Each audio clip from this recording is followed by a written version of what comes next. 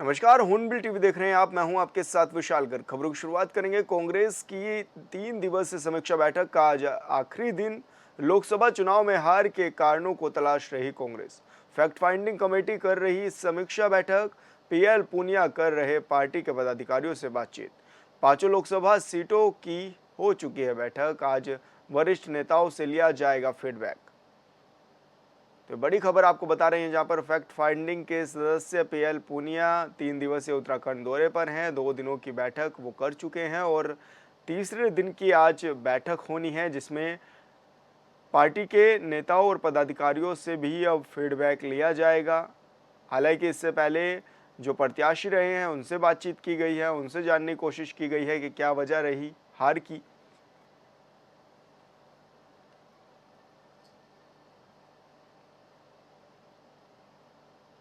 राज्य गठन के बाद से अब तक उत्तराखंड में विकास कार्यों के लिए पर्यावरण को भारी नुकसान हुआ है, जिसकी भरपाई के लिए अब राज्य सरकार ने बड़ा कदम उठाया है। प्रदेश के मुखिया पुष्कर सिंह धामी ने मुख्यमंत्री जीपी लॉन्च किया है। इस रिपोर्ट में देखिए।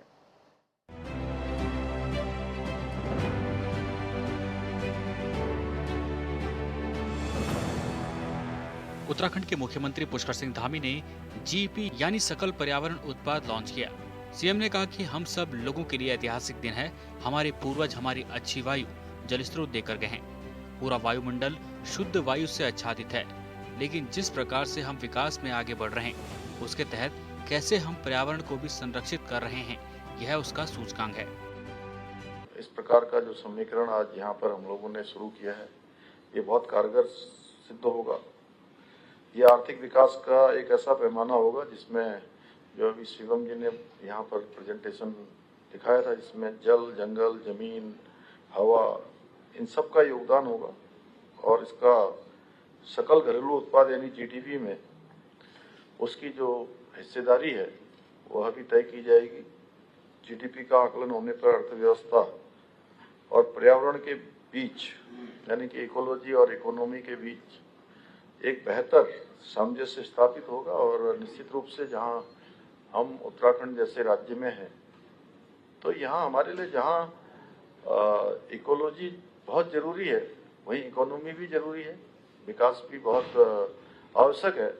तो दोनों में संतुलन हो, दोनों एक साथ चलें, तो इस प्रकार से ये व्यवस्था बहुत ही हमारे लिए कारगर होगी और जीपी इंडेक्स जारी करने का एक कदम प्रकृति एवं जलवायु संरक्षण की दिशा में एक मील का पत्थर साबित होगा। और इस इंडेक्स से निश्चित रूप से कहीं ना कहीं जो हमारी जागरूकता भी आएगी कि हमारे लिए आने वाले समय में पर्यावरण कितना मूल्यवान होगा और इसका संरक्षण, इसका संवर्धन करना कितना जरूरी होगा। जीईपी लॉन्चिंग के बाद सीएम धामी ने मीडिया कर्मियों से बात की, जिसमें उन्होंने कहा कि हमारे सामने आने वाले वर्षों में भी इसे बनाए रखने की चुनौती है। ग्रीन बोनस की हम मांग कर रहे थे, लेकिन आज पिछले 3 साल के आंकड़े आए हैं, उससे हमें बेहतर करने का मौका मिलेगा। नीति आयोग में ये सूचकांक हमारे लिए कारगर होगा। हमारे हजारों गाड गदेरे सूख गए हैं, लिहाजा हम उनके पुनर्जीवन का काम कर रहे हैं। हमारे पास कई शहरों की धारण क्षमता की जानकारी आ गई है। नीति आयोग भी है और मुख्यमंत्री कॉन्क्लेव भी है, जो आदरणीय प्रधानमंत्री जी की नेतृत्व में हमको हर साल होता है, 2 बार, साल में 2 बार। तो राज्य से जुड़े हुए जो मुद्दे हमारे हैं उन सभी मुद्दों पर हम बात करेंगे। हिमालयन राज्यों की बात करेंगे। एक हमारा मॉडल उत्तराखंड का है, उस पर हम लगातार बात करते हैं। और दूसरा, हमारे राज्य की जो जनसंख्या है 1 करोड़ 25 लाख, हमको बहुत सारी योजनाएं उस आधार पर केंद्र से आवंटित होती है, नीति आयोग हो या भारत सरकार हो। सीएम पुष्कर सिंह धामी ने कहा कि उत्तराखंड की 1.25 करोड़ जनसंख्या भले हो, लेकिन पर्यटन और तीर्थ यात्रा को मिलाकर 8 करोड़ से अधिक लोग आते हैं। लिहाजा हमारे जैसे राज्य के लिए विकास के मॉडल का फॉर्मूला अलग होना चाहिए, बजट भी अलग हो। पूरे देश के लिए केवल एक ही योजना न बने। हमारी कुछ नदियाँ पहले सदा नीरा थी, लेकिन आज सूख गई हैं। हम उन्हें एक दूसरे से जोड़ने का काम करेंगे। हमारी जनसंख्या 1 करोड़ 25 लाख है, लेकिन हमको हर साल यहाँ आने वाले चार धाम में आने वाले यात्री, कांवड़ यात्रा में आने वाले यात्री, पूरे साल भर पर्यटक आने वाले हैं, आते हैं, और ये सब मिला के 8 करोड़ से भी अधिक होते हैं। तो हमको जितनी संख्या हमारी है उससे कई गुना ज़्यादा लोगों के तमाम प्रकार की अवस्थापनाओं का इंतजाम करना पड़ता है, उनके लिए सब व्यवस्थाएं करनी पड़ती हैं। इतना ज़्यादा फुटफॉल है, तो उसकी दृष्टि से भी हमको दिया जाए, और पूरे देश के अंदर जो योजनाएं बनती हैं वो पूरे देश के लिए एक समान योजना बन जाती है। मैंने पिछले दिनों जो 16वां वित्त आयोग बना है उसके चेयरमैन, उनसे भी भेंट करी थी, तब भी मैंने उनसे भी कहा था कि हमारे लिए, हमारे जैसे राज्यों के लिए, जो हिमालय के राज्य हैं, उनके लिए जो विकास का जो मॉडल है वो फार्मूला थोड़ा हमारे लिए अलग से होना चाहिए, क्योंकि यहाँ पर हमको बहुत सारे स्थानों पर काम करने के लिए जो मैदानी क्षेत्रों में या देश के अन्य राज्यों में बहुत आसानी से वो काम उनके हो जाते हैं, कम लागत में हो जाते हैं। हमारे यहाँ पर उसमें बहुत लागत भी लगती है, बहुत ज़्यादा समय भी लगता है, और तमाम संसाधन पहुँचते देरी होती है। तो ये सब हम निवेदन करेंगे। और भी जो क्योंकि लगातार हमारी कुछ नदियाँ ऐसी हैं जो लगातार पहले 12 महीने उनमें पानी होता था, धीरे धीरे सूख रही है, तो उन नदियों को एक नदी से दूसरी नदी को जोड़ने का भी जो है हम काम करने वाले हैं। कांवड़ यात्रा को लेकर जारी विवाद पर सीएम धामी ने कहा कि हमने बैठक में फैसला लिया था कि लोग अपनी पहचान बताकर काम करें, इसमें कोई बुराई नहीं। हमारा राज्य भाईचारे वाला राज्य है, यहाँ सब मिलजुल कर रहते हैं, इसलिए कांवड़ मार्ग पर पहचान के साथ नाम लिखने को कोई आपत्ति की बात नहीं है। आप लोगों को जानकारी इसकी आज हुई होगी शायद, मेरे ख्याल से, कि हमने ऐसा निर्णय किया है। ये निर्णय हमने 12 तारीख को ही कर लिया था। 12 तारीख को जब हम वहाँ पर बैठक कर रहे थे कांवड़ मेले से संबंधित तैयारियों की, उस दिन हमने निर्णय किया था, क्योंकि इसके पीछे हेतु यह है कि अनेक लोगों ने इस बारे में कहा है कि बाद में कई बार बहुत वैसी स्थिति पैदा होती है कि नाम बदल के लोग जो है अपनी पहचान छुपा के जो है दुकान खोल रहे हैं, कोई अपने कारोबार कर रहे हैं। तो ठीक नहीं है, सबका आइडेंटिफिकेशन होना चाहिए। जो भी है, अपनी पहचान छिपाने में किसी को क्या दिक्कत है? अच्छा है, अगर हम कोई भी काम करते हैं, आप भी हैं, तो आप अपना नाम बता के तो यहाँ आए हैं ना, तो इसमें किसी को क्या दिक्कत होनी चाहिए? ये किसी को टारगेट करके या किसी को नुकसान पहुंचाने के लिए नहीं है, केवल इतना भर है कि अपनी आइडेंटिफिकेशन हो जाए। कई बार आपराधिक घटनाएं भी सामने हुई हैं, आपकी पैड़ी पर कई सारे ऐसे मामले आए हैं कि बाद में जो है हमको अपवर्ड स्थिति से गुजरना पड़ा है, उस स्थिति से न गुजरना पड़े। और हम तो राज्य में, हमारा राज्य तो वैसे भी बहुत भाईचारे वाला राज्य है, यहाँ तो सब एक दूसरे के साथ बहुत प्रेम पूर्वक रहते हैं, मिलकर रहते हैं, कहीं कोई झगड़ा नहीं। शंकराचार्य के बाबा केदार से 228 किलो सोना गायब होने के मामले पर सीएम धामी ने कहा कि मैं कुछ बोलना नहीं चाहता, क्योंकि हमारे पूजनीय संत मंदिर समिति पहले ही बोल चुकी है कि ये तथ्यों से परे है। मैं राजनीतिक दलों के मित्रों से आग्रह करता हूं कि चार धाम पर राजनीति न करें। देखिए, वो इस मुद्दे पर कोई भी माने इस प्रकार का कोई व्यक्ति अगर आकलन करे तो 228 किलो सोना, मैं समझता हूँ सभी दिनों को मिला के आज तक, जब तक जो है अभी ये मंदिर का नवनिर्माण और पुनर्निर्माण हुआ है, शायद उसका 1/4 सोना भी नहीं गया होगा। एक बात, पहली बात। दूसरी बात यह है कि क्योंकि मैं इसमें इसलिए नहीं बोलना चाहता हूँ कि इसमें हमारे मंदिर समिति के लोग, पूज्य संतगण, सभी लोग इसके बारे में बोल चुके हैं कि ये तथ्यों से परे है, और भगवान केदार जी का वो धाम है, और उस धाम में इस प्रकार का कोई भी कृत्य करेगा तो कहीं बाबा की नज़र से बच नहीं सकता। इसमें कोई शक नहीं कि उत्तराखंड एक ऐसा राज्य है जो देश को बहुत सारी पर्यावरण सेवाएं प्रदान करता है, लेकिन विकास कार्यों के लिए पर्यावरण को भारी नुकसान पहुंचा है। लिहाजा राज्य सरकार अब ज्यादा से ज्यादा पेड़ लगाने पर जोर दे रही है। ब्यूरो रिपोर्ट, ऑनविल टीवी। बड़े पर्दे पर गढ़वाली हॉरर फिल्म असगार की देहरादून में शानदार लॉन्चिंग हुई। फिल्म में अभिनेता का किरदार निभाने वाले अभिनव चौहान और अभिनेत्री का किरदार निभाने वाली मानवी पटेल ने शानदार अभिनय के जरिए दर्शकों पर एक अलग छाप छोड़ी है। गढ़वाली फिल्म को दर्शकों ने भी खूब पसंद किया है। फिल्म के डायरेक्टर अनुज जोशी ने बताया है कि गढ़वाली पिक्चरें अब OTT प्लेटफॉर्म पर भी चलें। अगर दर्शकों की बात करें तो दर्शकों भी सुपरस्टार सुपर फिल्म और हॉरर फिल्म को ज़्यादा पसंद करते हैं। रोमांच से भरपूर फिल्मों को सिनेमा में अलग ही पहचान मिलती है। 100-150 साल पहले उत्तराखंड में एक घटना हुई थी, उसी पर आधारित इस पिक्चर को दर्शाया गया है। अभिनेता अभिनव चौहान ने बताया है कि ये फिल्म हॉरर थ्रिलर फिल्म है और जिस तरह की फिल्में अब उत्तराखंड में बन रही हैं उनका लेवल काफ़ी ऊपर जा चुका है।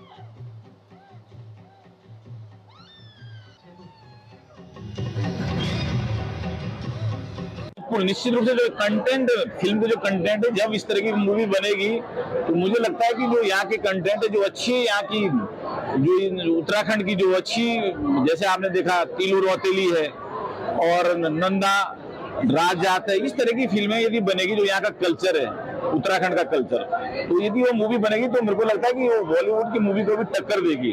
तो निश्चित रूप से आने वाले समय में अच्छी मूवी यदि बनेगी, कंटेंट अच्छा होना चाहिए तो दर्शक अपने आप देखने आते हैं। ये फिल्म भी विश्वास और अंधविश्वास के बीच झूलती हुई कहानी है, तो लोगों को पसंद आ रही है, आई है, जैसा कि हॉल में देखने से पता लग रहा है। तो ये एक अच्छी शुरुआत है सस्पेंस फिल्मों की, और इस किस्म के सब्जेक्ट उत्तराखंड में बहुत बन सकते हैं, क्योंकि यहाँ पे ये भूत प्रेत, ये सब देवी देवता, ये बहुत हैं। तो इनको लेते हुए बहुत सारे सब्जेक्ट हैं, बहुत सारी फिल्में इसमें बन सकती हैं। बहुत अलग एक सब्जेक्ट आ रहा है गढ़वाल कुमाऊं के रिफ्ट पर, क्योंकि कोई मना भी करे लेकिन गढ़वाली कुमाऊनी समाज में कहीं ना कहीं आपस में एक दूसरे के प्रति रिफ्ट जो है, उस पर गढ़ कुमाऊं नाम से एक अलग तरह की फिल्म आ रही है, जिसमें गढ़वाली भाषा भी है और कुमाऊनी भाषा भी है। सेम फिल्म में, मतलब गढ़वाली परिवार में गढ़वाली बोली जा रही है, कुमाऊनी परिवार में कुमाऊनी बोली जा रही है, एक ही फिल्म में। तो एक गढ़ कुमाऊं नाम से एक बहुत अलग फिल्म आ रही है। पौड़ी गढ़वाल के जिला अधिकारी डॉक्टर आशीष चौहान ने ऐतिहासिक स्थल देवलगढ़ का स्थलीय निरीक्षण किया। इस मौके पर देवलगढ़ को देवलगढ़ केव्स के नाम से विकसित करने का संकल्प भी लिया गया। साथ ही डीएम ने कुलदेवी राजराजेश्वरी देवी और मां दुर्गा के प्राचीन मंदिर और देवलगढ़ की ऐतिहासिक गुफाओं का भी अवलोकन किया है।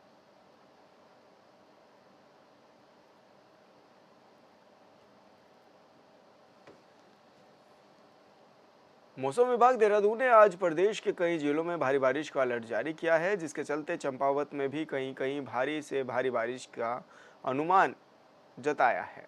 छात्र छात्राओं और नैनिहालों की सुरक्षा को देखते हुए जिला प्रशासन ने आज 1 से 12 तक संचालित सभी शैक्षिक संस्थानों में 1 दिन का अवकाश घोषित किया है।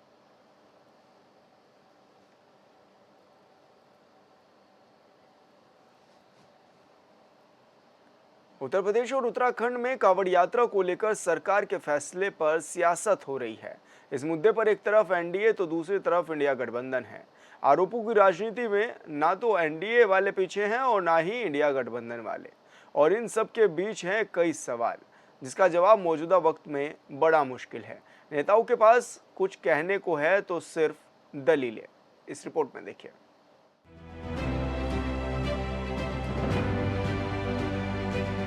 ठीक नहीं है, सबका आइडेंटिफिकेशन होना चाहिए। जो भी है, अपनी पहचान छिपाने में किसी को क्या दिक्कत है? अच्छा है, अगर हम कोई भी काम करते हैं, आप भी हैं, तो आप अपना नाम बता के तो यहाँ आए हैं ना, तो इसमें किसी को क्या दिक्कत होनी चाहिए? ये किसी को टारगेट करके या किसी को नुकसान पहुँचाने के लिए नहीं है, केवल इतना भर है कि अपनी आइडेंटिफिकेशन हो जाए। कई बार आपराधिक घटनाएँ भी सामने हुई हैं, हर की पैड़ी पर कई सारे ऐसे मामले आए हैं कि बाद में जो है हमको अपवर्ड स्थिति से गुजरना पड़ा है, उस स्थिति से न गुजरना पड़े। बात सिर्फ उत्तराखंड के हरिद्वार प्रशासन के फैसले की नहीं है। उत्तर प्रदेश पुलिस ने भी कांवड़ यात्रा के रूट पर फल सब्जी विक्रेताओं और रेस्टोरेंट ढाबा मालिकों को बोर्ड पर अपना नाम लिखने को कहा है, जिसे लेकर उत्तर प्रदेश से लेकर उत्तराखंड तक और बिहार से लेकर दिल्ली तक सियासी बवाल मचा हुआ है। पुलिस की दलील है कि इसका मकसद श्रद्धालुओं की सुविधा और कानून व्यवस्था को बनाए रखना है। पुलिस यात्री कहते हैं कि कई बार इसे लेकर कांवड़ यात्री आपत्ति जताते हैं और विवाद हो जाता है, लिहाजा कांवड़ियों की धार्मिक भावनाएं आहत न हो, इसलिए ये आदेश जारी किए गए हैं। देखिए, कांवड़ की तैयारियां शुरू हो गई हैं और हमारे जनपद में लगभग 240 किलोमीटर का कांवड़ मार्ग है। इसमें जितने भी खान पान के दुकानें हैं, चाहे वो होटल, ढाबे, ठेले, जहाँ से भी कांवड़िए अपनी खाद्य सामग्री खरीद सकते हैं, उन सबको ये निर्देशित किया गया है कि अपने प्रोप्राइटर के या काम करने वालों के नाम ज़रूर डिस्प्ले करें। ये इसलिए ज़रूरी है ताकि किसी प्रकार का कोई कन्फ्यूजन किसी भी कांवड़िए के अंदर ना रहे और ऐसी स्थिति ना उत्पन्न हो कि कहीं कोई आरोप प्रत्यारोप हो और बाद में कानून व्यवस्था की स्थिति उत्पन्न हो, इसलिए ऐसा निर्देश दिया गया है और सब इसको अपनी स्वेच्छा से इसका पालन कर रहे हैं। 22 जुलाई से सावन का पावन महीना शुरू हो रहा है। सावन के पहले दिन से कांवड़ यात्रा शुरू हो जाएगी। कांवड़ यात्री हरिद्वार पहुंच रहे हैं और यात्रा को लेकर यूपी पुलिस के एक आदेश से विवाद गर्मा गया है। योगी सरकार ने कांवड़ रोड के दुकानों ठेलों वालों के लिए एक आदेश जारी किया है। आदेश में कहा गया है कि सभी दुकानदार और ठेले वाले अपने नाम लिखेंगे, जिससे कांवड़ यात्री जान सके कि वो किस दुकान से सामान खरीद रहे हैं। इसे लेकर सियासत करने वाले सवाल उठा रहे हैं। उत्तराखंड के पूर्व सीएम हरीश रावत कह रहे हैं कि यह छुआछूत को बढ़ावा दे रहे हैं। हाँ, ये निर्णय उत्तर प्रदेश सरकार का भी, उत्तराखंड सरकार का भी बहुत ही दुर्भाग्यपूर्ण है, कष्टप्रद है और इसके दूरगामी परिणाम देश के लिए बहुत खराब होंगे। जब अस्पृश्यता, जिसको हम छुआछूत कहते हैं, उसको कानूनन भारत ने जो उसको समाप्त किया और उसको समाप्त हो हमारे हिंदू और सनातन में जो छुआछूत घर कर गई थी अंदर, उसके लिए कई महापुरुषों ने, जिसमें गांधी भी हैं, अपना जीवन लगा दिया। आज फिर से आप उसको प्रारंभ करने जा रहे हो और आप जिस भाव से भी कर रहे हो वो भाव खतरनाक है। इससे विद्वेष बढ़ेगा। हिंदू संगठनों का आरोप है कि कुछ दुकानदार नाम बदलकर अपनी पहचान छुपाकर दुकान चलाते हैं। इससे कांवड़ियों की धार्मिक भावनाएं आहत होती हैं। इधर कांग्रेस का कहना है कि ये मुसलमानों के आर्थिक बाइकॉट की दिशा में उठाया गया कदम है, या दलितों के आर्थिक बाइकॉट का, या दोनों का, हमें नहीं मालूम। जो लोग ये तय करना चाहते थे कि कौन क्या खाएगा, अब वो यह तय करेंगे कि कौन किससे क्या खरीदेगा। साथियों, एक नया फरमान आया है कि कांवड़ यात्रा के रास्ते में जितने भी फल सब्जी बेचने वाली रेहड़ियां हैं, स्टॉल्स हैं या ढाबे रेस्टोरेंट्स हैं, ये खाने के ढाबे हैं, तमाम लोगों को अपना नाम बोर्ड पर लिखना होगा। इसके पीछे की मंशा बड़ी स्पष्ट है, आप समझ गए होंगे। हिंदू कौन है, मुसलमान कौन है। हो सकता है इसमें जाति भी हो, मंशा में ये हो सकता है कि कहीं दलित तो नहीं है, ये सब हो सकता है, बिल्कुल संभव है। पवन खेड़ा का कहना है कि जब इस बात का विरोध किया गया तो कहते हैं कि जब ढाबों के बोर्ड पर हलाल लिखा जाए तब तो आप विरोध नहीं करते। इसका जवाब यह है कि जब किसी होटल के बोर्ड पर शुद्ध शाकाहारी भी लिखा होता है तब भी हम होटल के मालिक, रसोइये, वेटर का नाम नहीं पूछते। कांग्रेस नेता पवन खेड़ा ने कहा कि किसी रेहड़ी या ढाबे पर शुद्ध शाकाहारी, झटका हलाल या कौशल लिखा होने से खाने वाले को अपनी पसंद का भोजन चुनने में सहायता मिलती है, लेकिन ढाबा मालिक का नाम लिखने से किसे क्या लाभ होगा। भारत के बड़े मीट एक्सपोर्टर हिंदू हैं। क्या हिंदुओं द्वारा बेचा गया मीट दाल भात बन जाता है? ठीक उसी तरह क्या किसी अल्ताफ या रशीद द्वारा बेचे गए आम अमरूद गोश्त तो नहीं बन जाएंगे?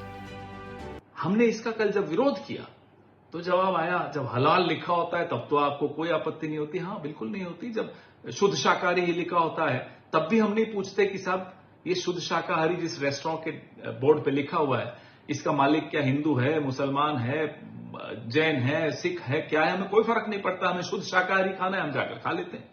अब आप इंटरनेशनल एयरलाइंस में कहीं ट्रैवल करते हैं, कोशर फूड, तो ज्यूज को मालूम है हमारे लिए कोशर फूड जिनको खाना है वो खा सकते हैं। वो पूछते तो नहीं है ना कि शेफ कौन है, जू है या क्रिश्चियन है या मुस्लिम है या हिंदू है, उनको कोई फर्क नहीं पड़ता। ठीक वैसे ही मैं शाकाहारी खाता हूं तो मेरे को ये नहीं पूछना उचित समझता कि बनाने वाला कौन है। ये करना जो ये कांवड़ यात्रा पे ये प्रपोज कर रहे हैं, इसके पीछे मंशा है इकोनॉमिक बॉयकॉट ऑफ मुस्लिम्स को नॉर्मलाइज करना, कैसे आर्थिक बहिष्कार का सामान्यकरण करना है मुसलमानों का। दुकानों में नेम प्लेट को लेकर AIMIM प्रमुख असदुद्दीन ओवैसी ने इस फैसले की आलोचना की है। उन्होंने कहा कि यह संविधान का अपमान है। उन्होंने कहा कि सरकार एक समाज को परेशान कर रही है। ओवैसी ने योगी सरकार पर छुआछूत को बढ़ावा देने का आरोप लगाया। उन्होंने कहा कि एक यात्रा को तवज्जो दी जा रही है योगी सरकार एक समाज के लिए काम करेंगे क्या? ओबीसी ने कहा कि बीजेपी वाले संविधान की धज्जियां उड़ा रहे हैं। ऑर्डर या जो वर्बल ऑर्डर है उत्तर प्रदेश की सरकार की तरफ से, उसको हम कंडेम करते हैं। इसलिए कंडेम करते हैं कि ये संविधान के आर्टिकल 17 का वायलेशन है, जो अनटचेबिलिटी की बात करता है। तो उत्तर प्रदेश की सरकार अनटचेबिलिटी को प्रमोट कर रही है। इस तरह का ऑर्डर देकर के नाम रखना और अपने रिलीजन का इजहार करना, बताना, ये आर्टिकल 21 राइट टू लाइफ का भी वायलेशन है और आर्टिकल 19 राइट टू लाइवलीहुड का भी ये वायलेशन है। दूसरी बात ये है कि जब से वो उत्तर प्रदेश की सरकार ने ऑर्डर दिया है, मुजफ्फरनगर में जितने ढाबे हैं उन ढाबों से मुस्लिम एम्प्लॉइज को निकाल दिया गया है। क्या एक यात्रा का इतना उनको आप इम्पोर्टेंस देंगे और दूसरों की लाइवलीहुड को बर्बाद कर देंगे आप क्या एक ही समुदाय के लिए कि उसके लिए काम करेंगे? कॉन्स्टिट्यूशन कहाँ गया फिर? कॉन्स्टिट्यूशन क्या कहाँ चलेगा? कौन से कचरे की बिन में चलेगा कॉन्स्टिट्यूशन? हर साल सावन के महीने में भगवान शिव के भक्त गंगा तट पर जाते हैं। इस दौरान सात्विक भोजन करने पर विशेष तौर पर ध्यान दिया जाता है। यह यात्रा अक्सर नंगे पैर की जाती है। दिल्ली, पश्चिमी उत्तर प्रदेश, हरियाणा के मार्ग पर बड़ी संख्या में कांवड़िए यात्रा करते हैं। मीडिया रिपोर्ट्स के मुताबिक हर साल करीब 4 करोड़ कांवड़िए इस यात्रा में शामिल होते हैं और 2.5 करोड़ कांवड़िए मुजफ्फरनगर के रास्ते से गुजरते हैं और हरिद्वार पहुंचते हैं। हरिद्वार पुलिस को उम्मीद है कि इस बार 5 करोड़ से ज्यादा श्रद्धालु धर्मनगरी पहुंचेंगे और इस बीच प्रशासन का फैसला सियासी मुद्दा बन गया है। ज्यादातर विपक्षी पार्टी के नेता एनडीए की सरकार की नीति और नीयत पर सवाल उठा रहे हैं। देखिए, लॉ एंड ऑर्डर को मेंटेन करने के लिए कई किस्म की चीज़ें की जाती हैं और पहले भी ये सारी चीज़ें होती रही हैं। तहसीलदार जाते थे, डिप्टी एसएसपी जाते थे, थानेदार जाते थे, सत्यापन होता था, रजिस्टर मेंटेन होता था और कहीं आवश्यकता पड़ी तो उनसे एक एक पत्र लिख कर भी लिया जाता था। और लेकिन किसी को पता नहीं चलता था और रजिस्टर कब घूमा, कब वो चले गए, कौन कहाँ पर है, उसकी जानकारी पूरी शासन के पास रहती थी, एलआईयू के पास रहती थी। लेकिन जो ये पोस्टर चिपकाने का विधि है, ये गंगा जमनी तहजीब को खंड खंड करने की, भारत के भाईचारे को खत्म करने की एक रणनीति के तहत किया जा रहा है। इसमें सोच गलत है, इसमें इनकी नीयत गलत है। इसलिए ये कतई उचित प्रतीत नहीं होता है कि कोई अपनी जाति और धर्म को लेके आप क्या चाह रहे हैं। एक तरफ आप जाति जनगणना का विरोध करते हैं, दूसरी तरफ आप धर्म के नाम पर एड्रेस लिख के और पूरा पोस्टर लगाने की बात करते हैं। ये बीजेपी का जो 2 रंगा झंडा है, 2 रंगी इनकी नीतियां हैं, दोहरी इनकी चालें हैं, उसी का एक प्रतिरूप ये है। कांवड़ यात्रा से पहले प्रशासन के एक निर्णय ने देश की सियासत को गरमा दिया है। यात्रा की शुरुआत होने वाली है और अब इसे लेकर एनडीए और इंडिया गठबंधन आमने सामने है। इधर सोशल मीडिया पर भी बहस छिड़ी हुई है। मायावती से लेकर गीतकार जावेद अख्तर तक सवाल उठा रहे हैं। आगे क्या होगा कहना मुश्किल है, लेकिन मौजूदा वक्त में इस पर खूब राजनीति हो रही है। Bureau report, hornbill TV. और फिलहाल इस बुलेटिन में इतना ही। आप देखते रहिए हॉर्नबिल टीवी। नमस्कार।